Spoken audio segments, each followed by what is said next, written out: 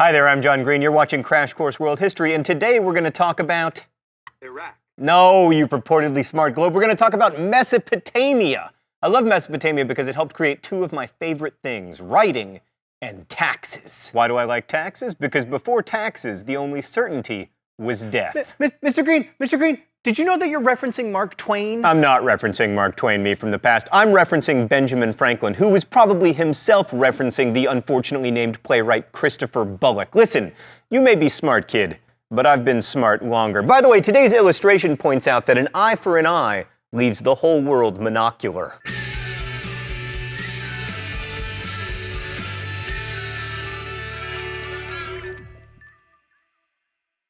So about 5,000 years ago, in the land Meso, or between the Tigris and Euphrates Potomoi, or rivers, cities started popping up, much like they had in our old friend the Indus River Valley. These early Mesopotamian cities engaged in a form of socialism where farmers contributed their crops to public storehouses, out of which workers, like metal workers or builders or male models or whatever, would be paid uniform wages in grain. So basically... Mr. Green, were there really male models? Can you do blue steel? Oh, younger version of myself. How I hate you. Oh, the humiliation I suffer for you people. That was my best blue steel. That was as close as I can get. So anyway, if you lived in a city, you could be something other than a shepherd, and thanks to this proto-socialism, you could be reasonably sure that you'd eat. Stan, is there any way we can get another globe in here? I feel like this shot is inadequately globed. Yes, much better. You know, you can tell the quality of a historian by the number of his or her globes. But even though you could give up your flock, a lot of people didn't want to, and one of the legacies of Mesopotamia is the enduring conflict between country and city. You see this explored a lot in some of our greatest art, like the Beverly Hillbillies and Deliverance, and the showdown between Enkidu and Gilgamesh in the Epic of Gilgamesh. Gilgamesh is one of the oldest known works of literature, and I'm not going to spoil it for you. There's a link to the poem in the video info, but suffice it to say that in the showdown between country and city, the city wins. So what were these city-states like? Well, let's take a look at one such city-state, Gilgamesh's hometown of Uruk, in the thought bubble. Uruk was a walled city with an extensive canal system and several monumental temples called ziggurats. The priests of these temples initially had all the power because they were able to communicate directly with the gods, and that was a useful talent because Mesopotamian gods were moody and frankly pretty mean. Like, according to Gilgamesh, they once got mad at us because we were making too much noise while they were trying to sleep, so they decided to destroy all of humanity with a flood. The Tigris and Euphrates are decent as rivers go, but Mesopotamia is no Indus Valley with its on-schedule flooding and easy irrigation. A lot of slave labor was needed to make the Tigris and Euphrates useful for irrigation. They're also difficult to navigate and flood unpredictably and violently.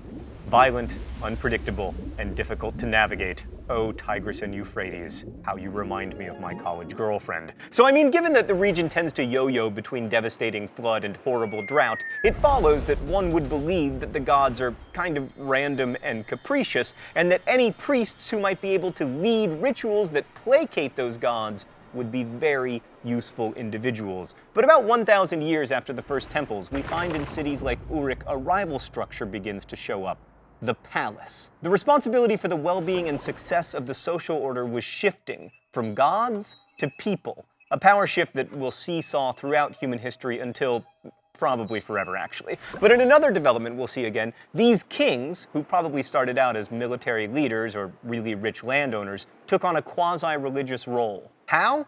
Often by engaging in sacred marriage, specifically scoodly-poop. Mesopotamia gave us writing, specifically a form of writing called cuneiform, which was initially created not to like woo lovers or whatever, but to record transactions like how many bushels of wheat were exchanged for how many goats. I'm not kidding, by the way, a lot of cuneiform is about wheat and goats. I don't think you can overestimate the importance of writing, but let's just make 3 points here. First, writing and reading are things that not everyone can do, so they create a class distinction, one that in fact survives to this day. Foraging social orders were relatively egalitarian, but the Mesopotamians had slaves and they played this metaphorically resonant sport that was like polo, except instead of riding on horses, you rode on other people. And written language played an important role in widening the gap between classes. 2, once writing enters the picture, you have actual history instead of just a lot of guesswork and archaeology. And 3, without writing, I would not have a job. So I'd like to personally thank Mesopotamia for making it possible for me to work while reclining in my lazy boy. So why did this writing happen in Mesopotamia? Well, the Fertile Crescent, while it is fertile, is lacking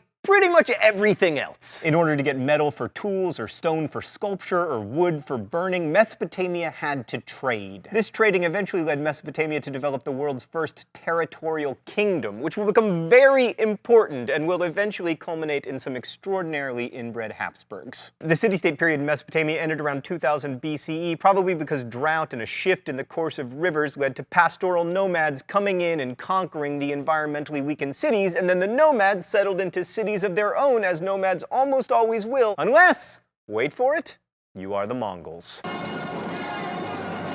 These new Mesopotamian city-states were similar to their predecessors in that they had temples and writing and their own self-glorifying stories, but they were different in some important ways. First, that early proto-socialism was replaced by something that looked a lot like private enterprise, where people could produce as much as they would like as long as they gave a cut, also known as taxes, to the government. We talk a lot of smack about taxes, but it turns out they're pretty important to creating stable social orders. Things were also different politically because the dudes who'd been the tribal chiefs became like full-blown kings who tried to extend their power outside of cities and also tried to pass on their power to their sons. The most famous of these early monarchs is Hammurabi, or as I remember him from my high school history class, the Hammer of Abi. Hammurabi ruled the new kingdom of Babylon from 1792 BCE to 1750 BCE. Hammurabi's main claim to fame is his famous law code, which established everything from like the wages of ox drivers to the fact that the punishment for taking an eye should be having an eye taken. Hammurabi's law code can be pretty insanely harsh, like if a builder builds a shoddy building and then the owner's son dies in a collapse,